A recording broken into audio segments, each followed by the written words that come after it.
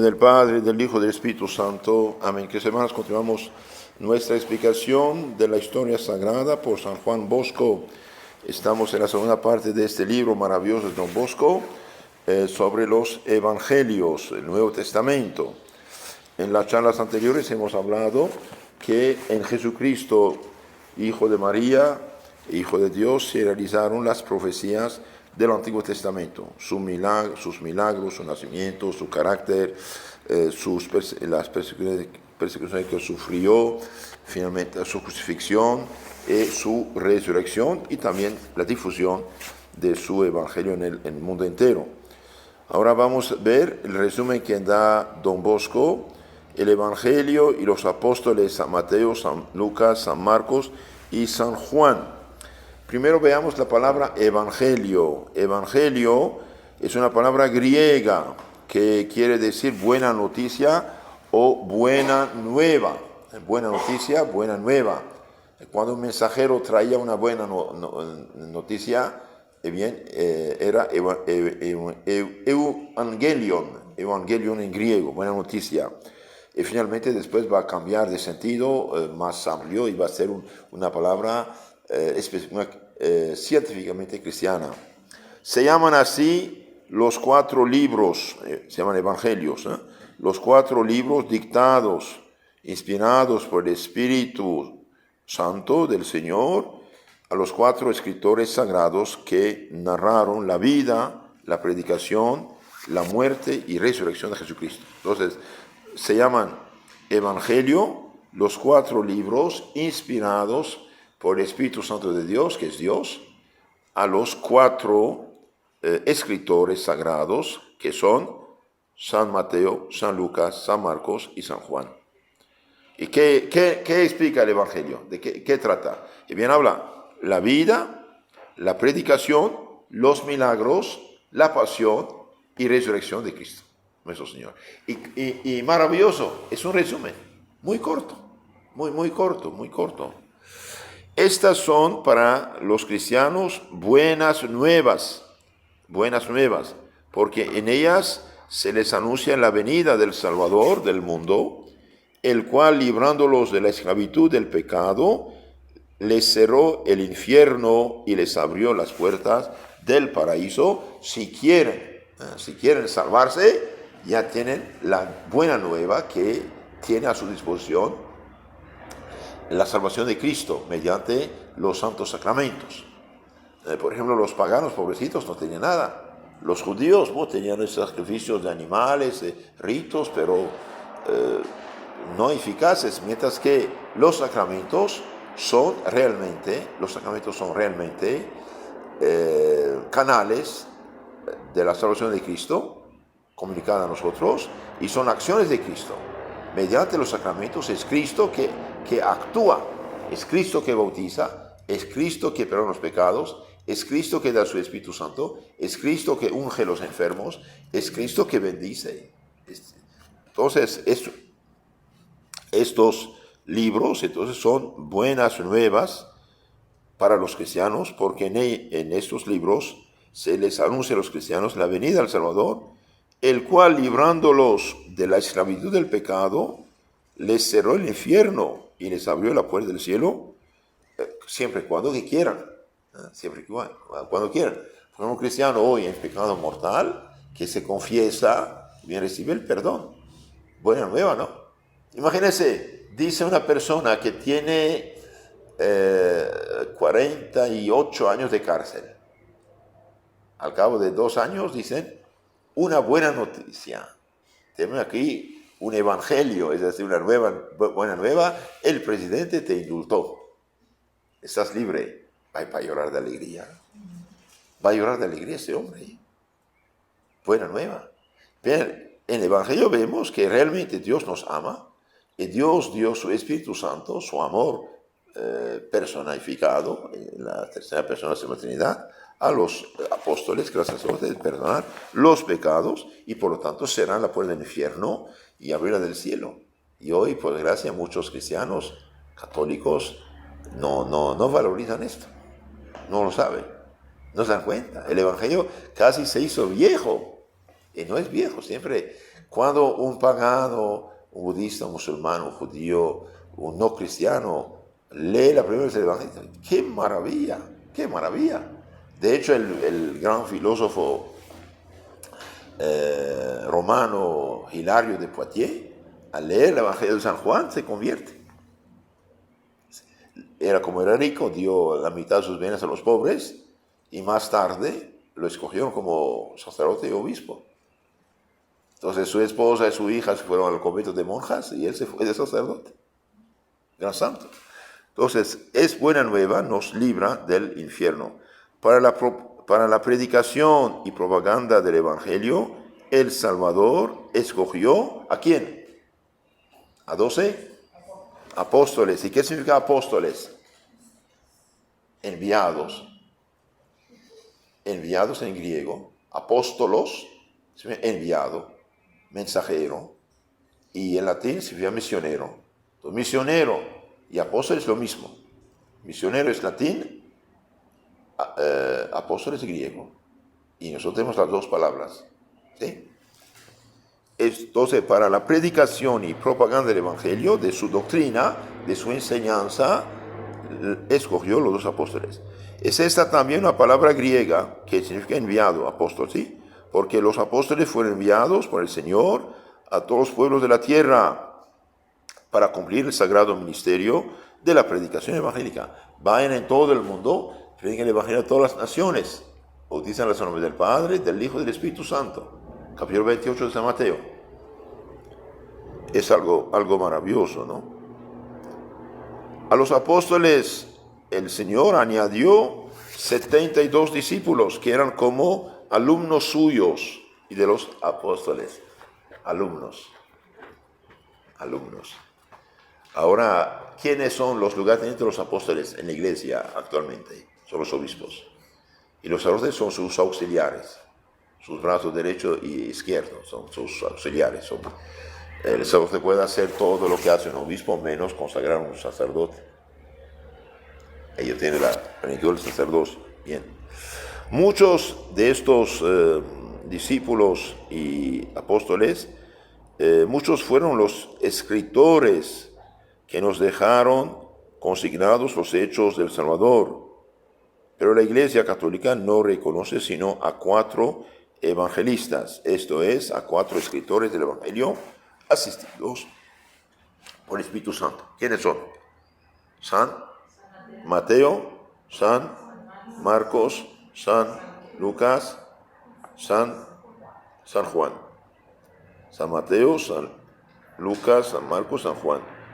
Ahora, noten eso también, San Mateo y San Juan eran apóstoles.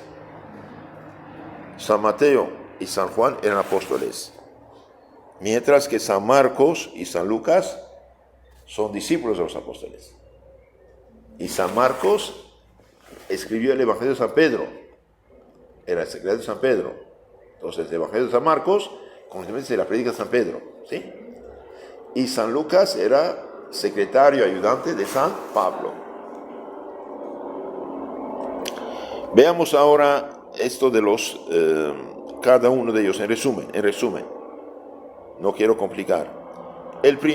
San Mateo, entonces el primero que escribió fue San Mateo. El primero de los 4 evangelios recibidos en todos los tiempos en el canon de las Divinas Escrituras es el de San Mateo. Era hijo de Alfeo, de profesión publicano, es decir, recaudador de impuestos. Llamado por Cristo al apostolado, fue testigo ocular de todos los hechos que él nos dejó escritos en su historia evangélica. Entonces aquí San Mateo, hebreo, apóstol, fue testigo ocular de los hechos y dichos de Cristo.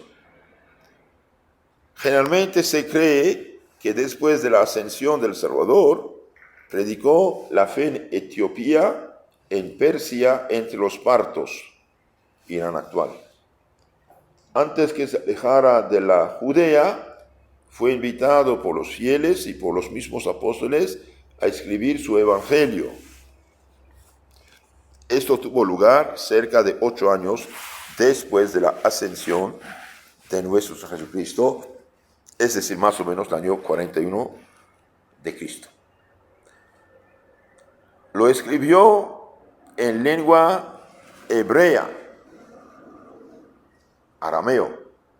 Cuando dice hebreo aquí es el arameo que hablaban, ¿sí? Y se dice que el mismo, o Santiago el Mayor, lo tradujo en griego. Ahora noten esto. San Mateo cita muchas profecías bíblicas. Noten esto. San Mateo cita muchas profecías bíblicas. ¿Por qué? Porque escribe esto para los hebreos.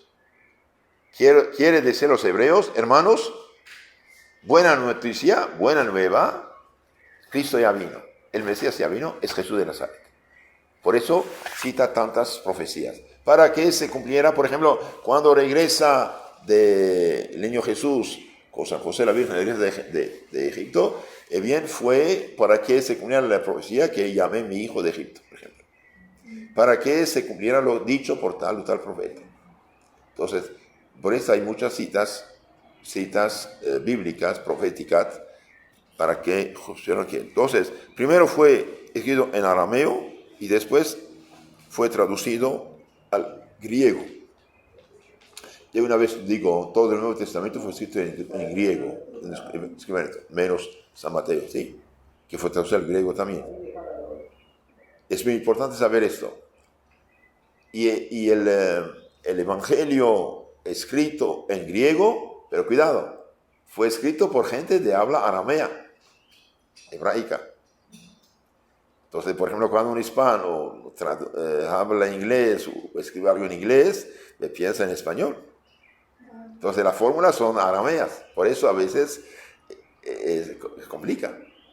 Y de ahí la importancia de conocer más bien el arameo hebreo para entender los escritos cristianos en griego. No son los autores del Nuevo Testamento, quizás San Lucas no, pero los demás son todos de habla hebraica, aramea. De hecho, hago una paréntesis también. Parece, según los últimos estudios, los autores del Corán también son de habla aramea o siríaca. Después fue traducción al árabe. ¿Sí? Bien, ahora, la versión latina que hoy tenemos es muy antigua. La versión de Mateo latina que tenemos es muy antigua y aprobada por la Iglesia, Iglesia. Pasamos a San Marcos. El segundo evangelista es San Marcos, judío de nacimiento. Se cree que era uno de los 72 discípulos del Salvador. Entonces, él también lo conoció, lo vio. Compañero de San Pedro, lo siguió en sus viajes hasta Roma.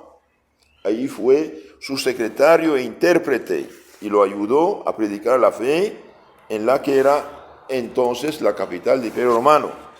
Entonces San Marcos, probablemente más joven que San Pedro, era su secretario y su intérprete.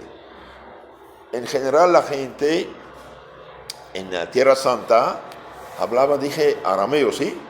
En todo el Oriente, porque el arameo durante el tiempo de los persas, del Imperio Persa, cuando en 539 los persas libertaron los judíos, regresaron de Babilonia a Jerusalén, una parte de ellos, hablaban arameo. Y toda la región era aramea, habla aramea. Y el idioma internacional de esta época, desde India hasta Italia, hasta España y Grecia, era el arameo. Después del año 330, más o menos antes de Cristo, cuando Alejandro Magno conquistó todo el Oriente, el idioma intelectual, cultural fue el griego, y el inglés de esta época el griego, pero el idioma popular era siempre el arameo. El arameo murió, no totalmente, todavía existe, pero dejó el lugar al árabe después de los años 1000 después de Cristo. ¿sí? Entonces, los apóstoles hablaban arameo. Entonces, San Pedro hablaba arameo. Sabían algo griego, sabían como todo el mundo sabe algo de inglés. Pero por eso el griego, llamado koine, el común de todo el mundo mediterráneo, era el griego común. Y en esto el griego va a ser escrito el Evangelio, pero no olvidemos, son gente que piensa, que habla arameo, y por eso las fórmulas a veces no es tan fácil de entender. Bien, entonces era intérprete de San Pedro y su secretario, y lo ayudó a predicar la fe en la que era entonces la capital del Imperio Romano, en Roma. Para consuelo de los fieles de esta ciudad, escribió hacia el año 44 su Evangelio en griego, idioma muy conocido en aquellos tiempos de los romanos.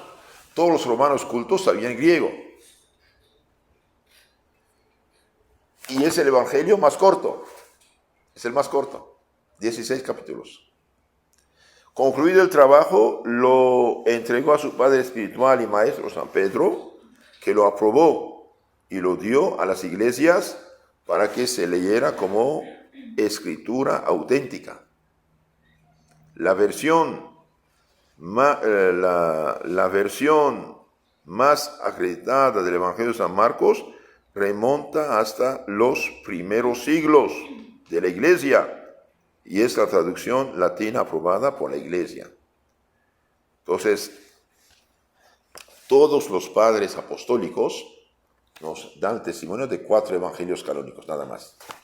Entonces, todos los santos, que es discípulos de los apóstoles o discípulos de los discípulos, por ejemplo, ¿cómo se llama? Ignacio de Antioquía, muerto en el año 107, San Policarpo, muerto en 156, San Policarpo era discípulo de San Juan y San Ireneo era discípulo de San Policarpo. Entonces, Cristo, San Juan, San Policarpo, San Ireneo. Es como padre, abuelo, bisabuelo. Entonces, San Marcos, secretario de San Pedro. Ahora hablemos de San Lucas. San Lucas, natural de Antioquía de Siria, era médico de profesión. Fue ganado a la fe por San Pablo, el apóstol de las gentes, de las naciones no hebraicas, de quien fue fiel compañero en sus largas y fatigosas peregrinaciones. Predicó el Evangelio en Dalmacia, la parte de Grecia actual, en Italia, en las Galias, finalmente en Macedonia y Acaya, Grecia actual también. En este último punto alcanzó la corona del martirio a los 84 años de su edad.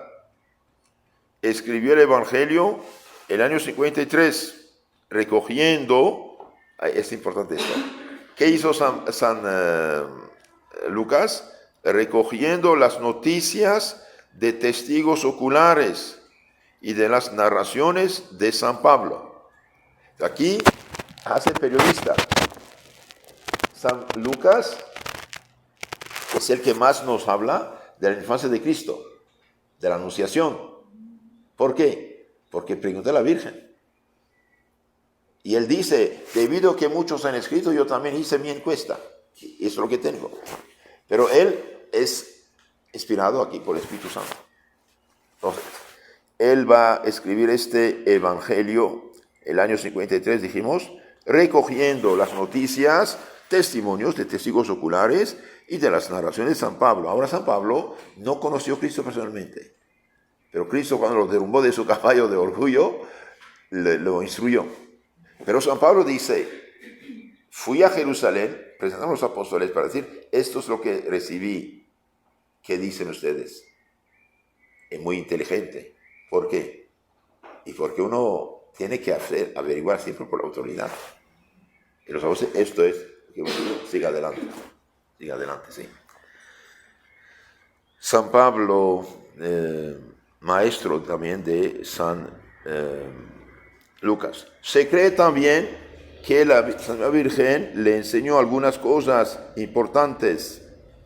En efecto, debemos a San Lucas muchas preciosas noticias, como dije, acerca de la infancia de Jesús y a la misma Virgen María, de lo cual nada han escrito los demás evangelistas. Algunos han atribuido a San Pablo el Evangelio de San Lucas. Por esto dice Tertuliano, que fue un abogado romano pagano, anticristiano de primera, finalmente se convierte y se hace defensor del cristianismo. Él escribió un libro muy famoso, se llama La Apologética, la defensa de los cristianos, sí, Tertuliano, sí.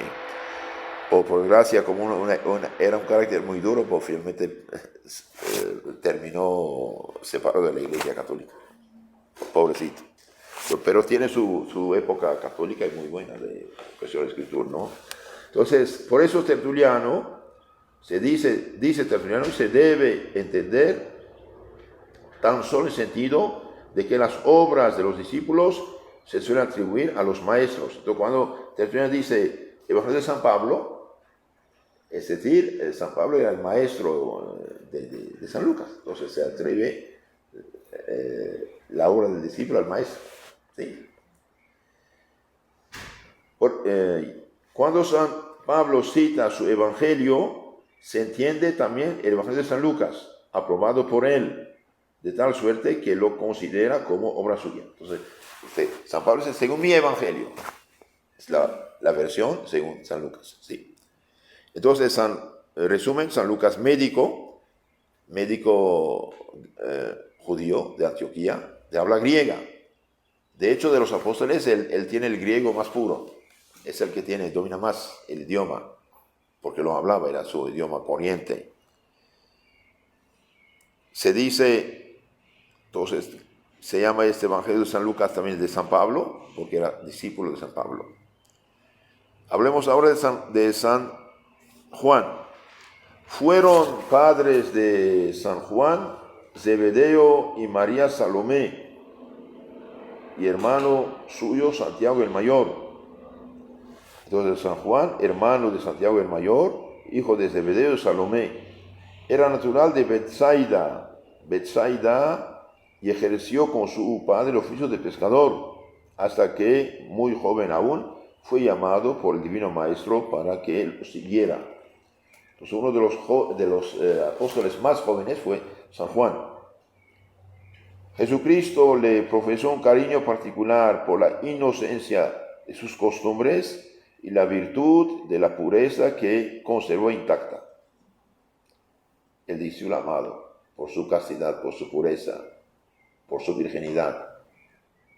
Unos de los apóstoles fueron llamados, estaban ya casados, que se los llamó el que deja padre, madre, esposa, hijos por amor a mí, tiene la vida eterna, etc. Aquí él es joven, fue siempre virgen y casto. Entonces Jesús le profesó un cariño particular por la inocencia de sus costumbres y la virtud de la pureza que conservó intacta.